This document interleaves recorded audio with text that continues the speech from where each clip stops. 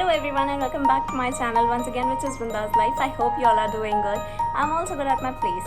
So today's video is going to be on Chandigarh University placements, as many of you were asking about the placements of Chandigarh University. So I finally decided to make a video on Chandigarh University placements. So let's get started to the video without any further delay. So guys, ये जो university है ये established हुई थी 2012 में। हाँ, बिल्कुल सही सुना आपने, ज़्यादा समय नहीं हुआ इसको बने हुए हैं सिर्फ और सिर्फ 8 साल। और इसकी NIRF रैंकिंग है जो 145 है, जो कि ठीक ठाक है, मतलब ठीक है, अच्छी रैंकिंग है NIRF की इसकी। और इसमें हर साल 4 से 5 हज़ार बच्चे एडमिशन लेते हैं, जिसमें इंटरनेशनल, लोकल और आसपास के सभी बच्चे होते हैं। इसका मतलब है कि आपको अच्छा खासा क्राउड देखने को मिल जाएगा यूनिवर्सिटी के अंदर। तो मतलब कि बहुत ही ज़्यादा ह्यूज स्ट्रेंथ में बच्चे यहाँ पे एडमिशन लेते हैं। और इन्होंने अपना सीट मैट्रिक्स कुछ क्लियर नहीं करा है, तो आप इसके हिसाब से अंदाज़ा लगा सकते हैं कि कितने बच्चे एडमिशन लेते हैं चंडीगढ़ यूनिवर्सिटी के अंदर। सो ये था इनका मतलब कि एस्टेब्लिश्ड कब हुआ और ये सब। अब बात करते हैं यहाँ पे एडमिशन मोड क्या है। सो एक CUCET टेस्ट करके होता है, which is a scholarship kind of test. आप वो दे सकते हैं, या फिर आपके 12th के जो बोर्ड के एग्ज़ाम्स होते हैं उनके ऊपर आपको एडमिशन मिलता है। परसेंटेज का कुछ होता है 60%, 60+ % होनी चाहिए। सो उसके हिसाब से, या फिर JEE मेंस के हिसाब से आपको एडमिशन मिल जाता है यहाँ पे। सो ये हो गए आपके मोड्स ऑफ एडमिशन। अब बात करते हैं प्लेसमेंट्स की। तो गाइज, अब तक का जो हाईएस्ट प्लेसमेंट है इनका वो है 35 लाख पर एनम का। वो इन्होंने ऑफ़र किया है, और उसमें लगभग आती हैं 46 कंपनीज़ जो इन्होंने ऑफ़र किया था। नेक्स्ट होता है इनका 10 से 15 लाख का। ये सारा डाटा मैं लास्ट में शेयर कर दूंगी। नेक्स्ट जो आती हैं वो नेक्स्ट जो कंपनीज आई थी वो है, मतलब कि जो नेक्स्ट पैकेज है वो है 10 से 15 लाख पर एनम का, जिसमें आपकी आई थी 42 कंपनीज़। जी हाँ, बिल्कुल ठीक सुना आपने, 42 या 43 कंपनीज़ उसके अंडर आई थी। नेक्स्ट जो आपकी कंपनीज़ हैं वो हैं 7 to 10 लाख पर एनम, जिसमें आपकी आई थी 82 कंपनीज़। यस, बिल्कुल सही सुन रहे हैं आप, 7 to 10 लाख पर एनम वाली में आई थी आपकी 82 कंपनीज़। और आपकी 5 से 6 लाख वाले में आई थी 165 कंपनीज़। मतलब कि जो आपका पैकेज था 5 लाख to 6 लाख, उसमें आई थी आपकी 165 कंपनीज़। सो आप यहाँ पे अंदाज़ा लगा सकते हैं कंपनीज़ का अपने अकॉर्डिंगली। ठीक है, अगला जो एवरेज पैकेज है इनका, एवरेज मैं बिल्कुल क्लियर करना चाहूँगी, जो एवरेज इनका पैकेज है जो है कि 4.5 to 5 लाख तक का पैकेज जो है इनका, उसमें इन्होंने मतलब कुछ ऐसे कंपनीज़ मेंशन की हैं, 350 कंपनीज़ उसके लिए उन्होंने मेंशन की हैं, जो इनका एवरेज पैकेज है which is 4.5 to 5 lakh per annum. उसके लिए आई थी 350 कंपनीज़ अपनी जॉब ऑफर करने के लिए। और जो अब आपकी मैं बात करती हूँ प्लेस्ड कितने बच्चे हुए हैं यहाँ पे। सो 93% ऑफ स्टूडेंट्स जो हैं वो प्लेस्ड हो चुके थे, विच मीन्स आपको अपना पॉइंटर जो है वो 8+ रखना है, तभी आप लोग अच्छा कुछ अचीव कर सकते हैं। If you will make yourself 8+ pointer then only. और अगर आपकी स्किल्स बहुत ज़्यादा अच्छी हैं, अगर मैं बात करूं जो 35 लाख पर एनम वाली जो कंपनीज़ हैं, अगर आपकी स्किल्स बहुत ज़्यादा अच्छी हैं, if you are doing a really very great job, तो आपको जाहिर सी बात है वो ले जाएंगे। अब ऐसा तो नहीं है ना कि सारी कंपनीज आती हैं जो मतलब 35 लाख पर एनम ऑफ़र कर रही हैं, हाईएस्ट पैकेज अब तक इनका ऑफर हुआ है, वो सारे बच्चों को उठा के ले जाएंगे। नहीं, आपको अपनी स्किल्स को डेवलप करना होगा अच्छे से, अपने मतलब अब आपको एक्स्ट्रा ऑर्डिनरी, एक्स्ट्रा टैलेंटेड बनना होगा, तभी आपको मतलब अच्छी एक जॉब ऑफ़र हो सकती है, या फिर कुछ भी अच्छा हो सकता है। जब तक आप एक्स्ट्रा ऑर्डिनरी नहीं बनोगे आपको कुछ भी ऑफ़र नहीं होगा। एवरेज रहने में आई डोंट थिंक सो कोई भलाई है।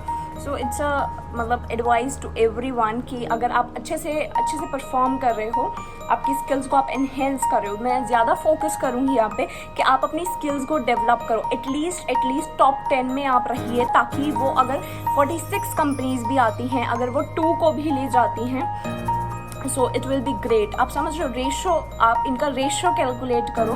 मैं सारा डाटा इनका वीडियो के लास्ट में मतलब ऐड कर दूँगी या फिर यहीं पे कहीं पे ऐड कर दूँगी, आप वो देख लीजिएगा एक बारी, ठीक है। बाकी मैं आपको ये बोल रही हूँ कि आपको एक्स्ट्रा ऑर्डिनरी बनना है, ताकि वो जो कंपनीज आएँ, अगर वो 2 भी सिलेक्ट करके लेके जा रही है तो उनमें से एक आप हो। एनीवेज, अब मैं बात कर लेती हूँ कंपनीज, मतलब कि जो आई थी वो है Amazon, Microsoft, SAP Labs and IBM are major recruiters जो अभी तक आई थी यहाँ पे, ठीक है। और गाइज ये आप लोगों को इंटर्नशिप्स भी प्रोवाइड करते हैं। अगर इंटर्नशिप्स आपको प्रोवाइड होती है तो PPO भी आप लोगों को मिल सकता है। मैं PPO क्लियर कर देती हूँ। What is PPO?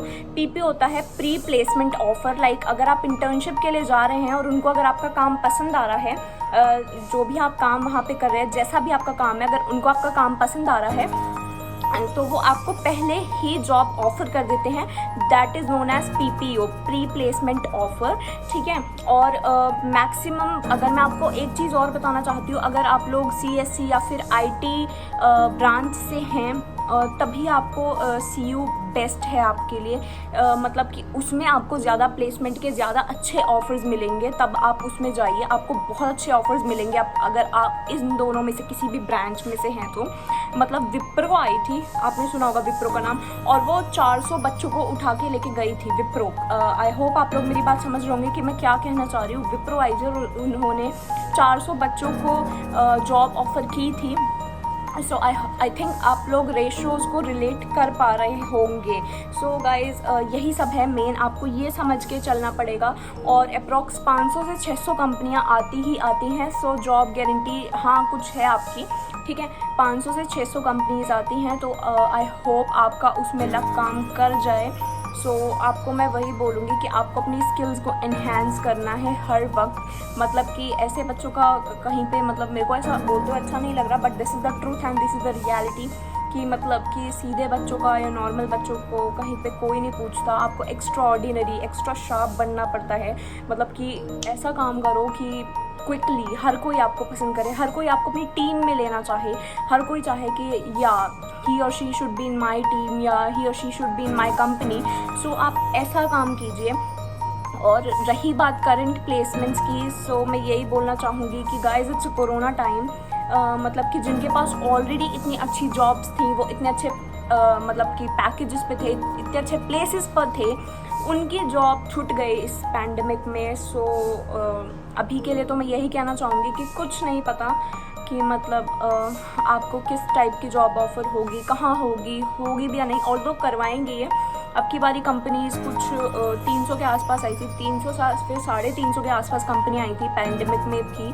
सो अभी के लिए मैं आपको कुछ डरा नहीं रही हूँ, ना ही मैं आपको डिमोटिवेट कर रही हूँ। मैं आपको यही बोल रही हूँ कि guys it's a pandemic time. So do your hard work and rest of the things आप गॉड पर छोड़ दीजिए, ठीक है। मतलब मुझे नहीं लगता, मुझे अपनी ही चीज़ की श्योरिटी नहीं है, पता नहीं मुझे भी क्या होगा क्या नहीं, मतलब मेरे को भी कुछ जॉब मिलेगी या नहीं। सो मतलब अभी कोरोना का टाइम है, अभी इन सब चीज़ों के बारे में छोड़कर अभी आप अपनी पढ़ाई पे ध्यान रखिए, पॉजिटिव रहिए, मैं यही बोलना चाहूँगी, ठीक है। आई होप अब प्लेसमेंट्स का क्लियर हो गया होगा, इससे ज़्यादा और कुछ है नहीं प्लेसमेंट्स का। सो आई होप ये अब क्लियर हो गया होगा। और गर्ल्स टूर की वीडियो और बॉयज़ टूर की गर्ल्स हॉस्टल टूर की वीडियो अगर आपने देखी नहीं है तो उसको प्लीज़ जाकर देख लीजिएगा। मैं अपने डिस्क्रिप्शन में उसका लिंक शेयर कर दूँगी और बॉयज़ के हॉस्टल्स की इन्फॉर्मेशन का भी मैं लिंक शेयर कर दूँगी, तो वो आप लोग जाके देख लीजिएगा, ठीक है। और मेरी PG और हॉस्टल वाली वीडियो पे 1K हो चुके हैं। Thank you so much for that, thank you so much for that and keep supporting me like this. और प्लीज़ मेरे चैनल को लाइक कर देना, सब्सक्राइब कर देना, शेयर कर देना, और वहाँ पे एक बेल आइकन आता है, उसको प्रेस करना मत भूलना। और अगर आपके कोई भी डाउट्स रह गए हैं तो वो आप कमेंट में लिख सकते हैं। मैं सोच रही हूँ कि अपने इंस्टाग्राम का हैंडल ना ही शेयर करूँ, क्योंकि कुछ लोग ऐसे होते हैं वहाँ पे आके फालतू मतलब बदतमीज़ी करते हैं, मतलब अजीब से ही क्वेश्चन पूछते हैं जिनका कोई सेंस नहीं होता, ठीक है। फालतू की बकवासें वहाँ पे आके करते हैं। सो मैं सोच रही हूँ कि अपना वो ना ही शेयर करूँ मैं, बट कुछ लोग ऐसे भी होते हैं जिनको काम का पूछना होता है, सो वो क्यों सफ़र करें।